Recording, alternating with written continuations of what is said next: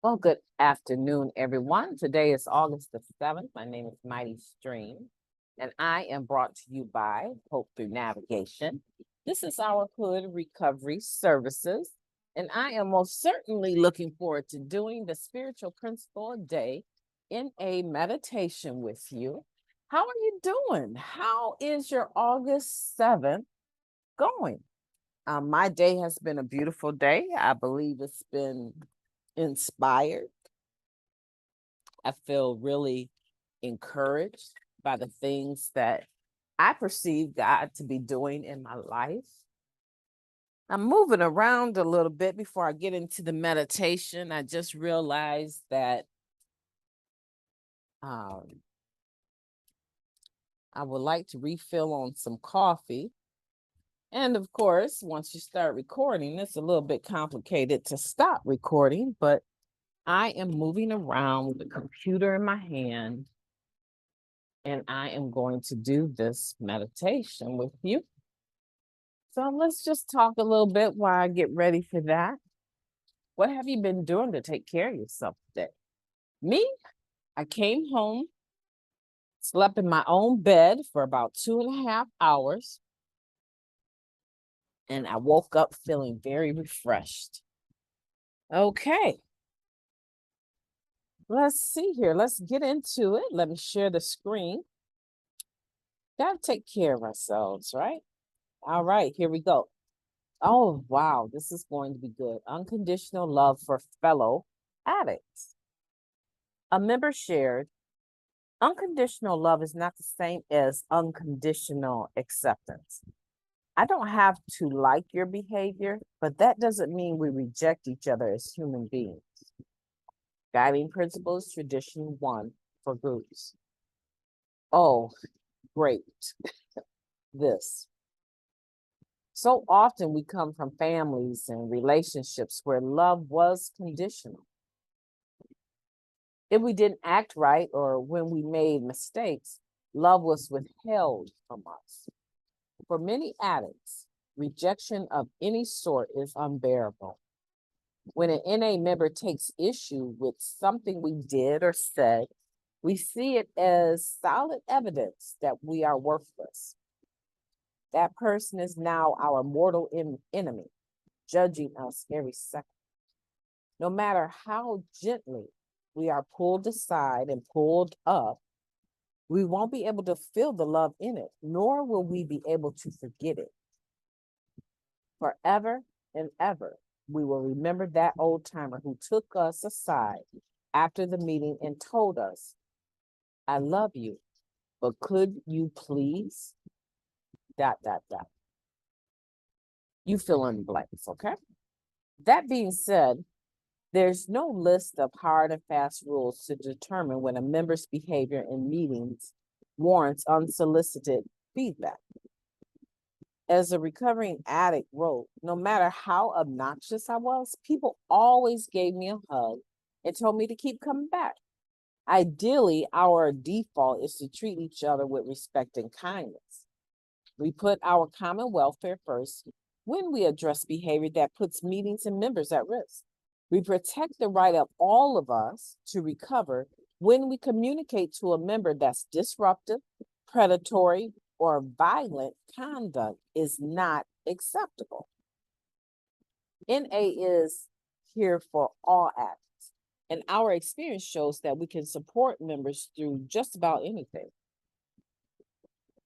Our capacity to love and accept others as they are impacts our personal growth in recovery.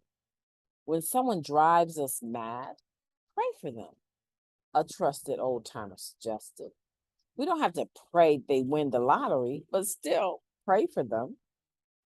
I am reminding myself that we are all addicts trying to get and stay clean just for today.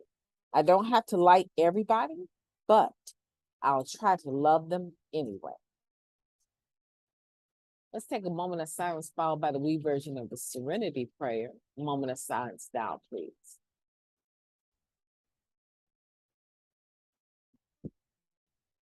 Thank you. God, grant us the serenity to accept the things we cannot change. The courage to change the things that we can,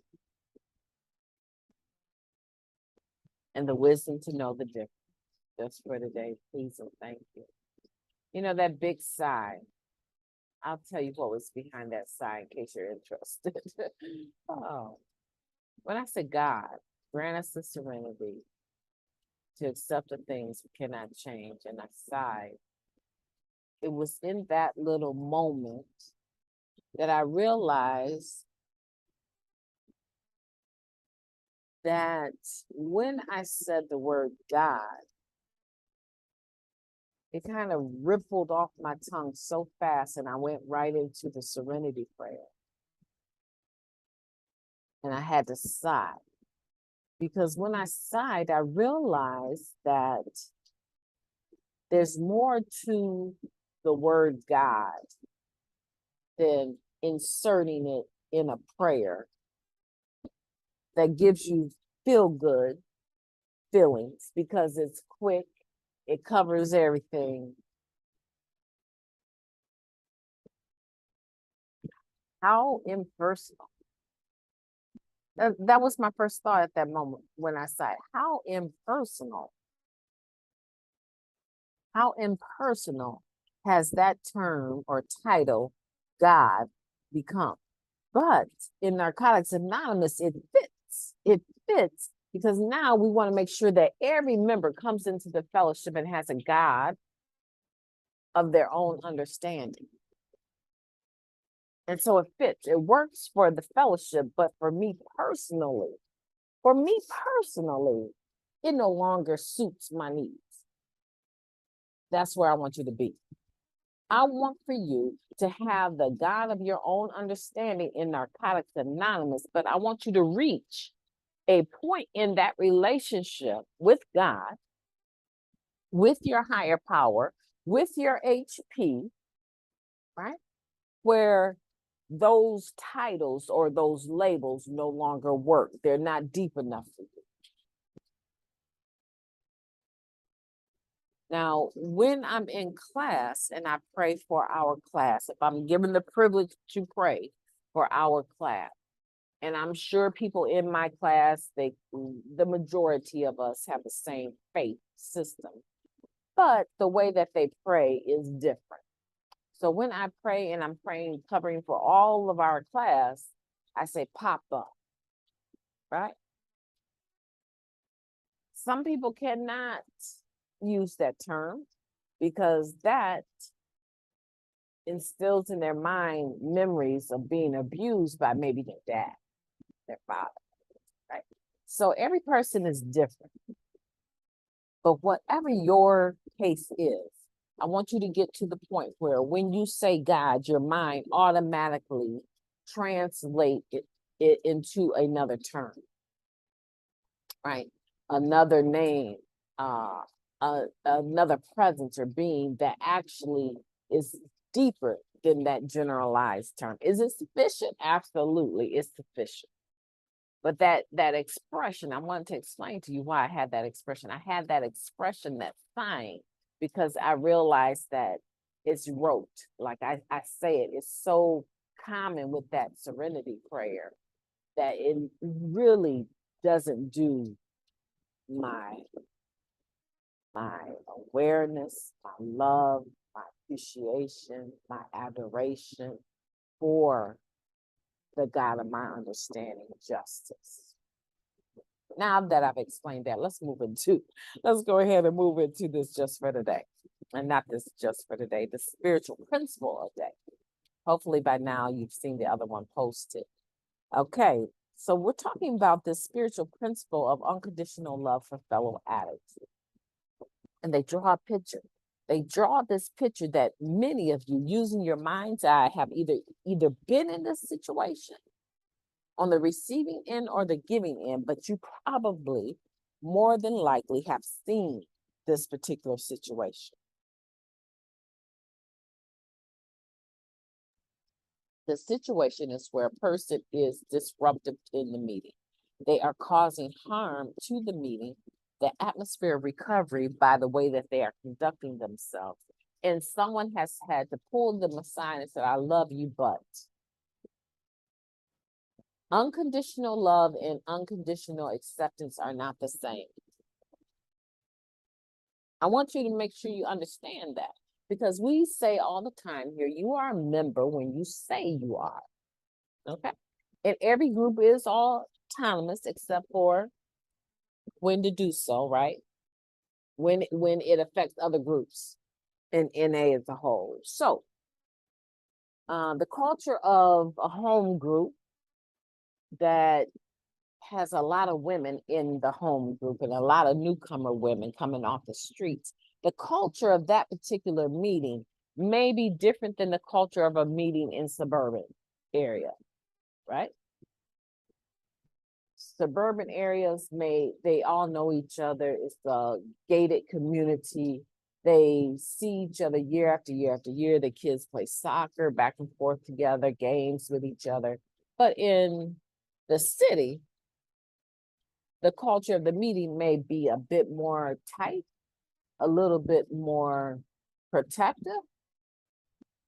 So the women or men, right? Because people come in that have been sex workers on from both genders, right? So they come into the meeting and they need to be protected from, say, maybe a member that is very predatory. You know, she looks good and she smells good, but she's always got her eye out for that male newcomer that she can take under her arm and dress him up and make herself look good. And she is, abusive towards other females that even try to have a conversation with him.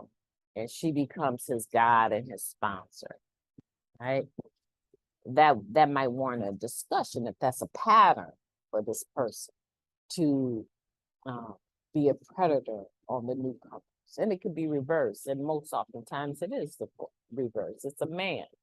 I'm talking from my own experience, right? But from a man's perspective, that is a predator and knocking the women off left and right. There should be a culture where you're welcome here, but you just can't do anything here. You can't just do anything here. I was having a discussion with one of my friends in recovery. He lives in another country, and we were talking about an addict that had overdosed, and he was just really aggravated because the person was always in and out of the program, really never accumulated any kind of clean time. And they were known for being a predator. They were known for distracting that female newcomer with, all the shiny stuff. And now that he was gone, passed away from overdose, all of these people are flooding, all of these women are flooding into the meeting, and they've accumulated some clean time, but they're talking about how he was their first love, first recovery love, and how embarrassing he was feeling to hear that many women posting pictures and coming into the meeting talking about how they're really gonna miss him, really love them for who they were. So the culture of the community that he was recovering in was not protecting the newcomer. And every group is autonomous. Every group has a right to make sure that no one comes there. They're accepting violent conduct, and the group is accepting this predatorial spirit or this disruptive spirit. There's some people that come in the meeting, they want to argue no matter what a person says. No matter who is sharing, they want to roll their eyes and make sounds and get up and act like they're having a personal discussion with the person instead of, sitting back and listening. And sometimes people are disruptive and they really don't even realize that they've done this so long. They back talked to other people while they were talking for so long that it doesn't occur to them that when you say, child, please, or child, you better come on. You better say that. Amen. In the meeting. I know what you're talking about. I remember that, right? Why the person is sharing? They don't realize they've been back talking, cross sharing, if you want to call it. It's probably a easier picture on the brain, but you understand. Talking while other people are sharing and personalizing it and getting involved in animated conversation during the person's share, that is rude. Can we just say it's rude? It's inappropriate and it's rude.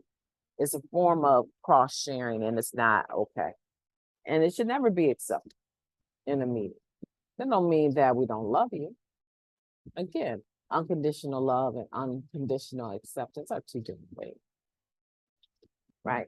A person should never be allowed to drag their outside life into the meeting.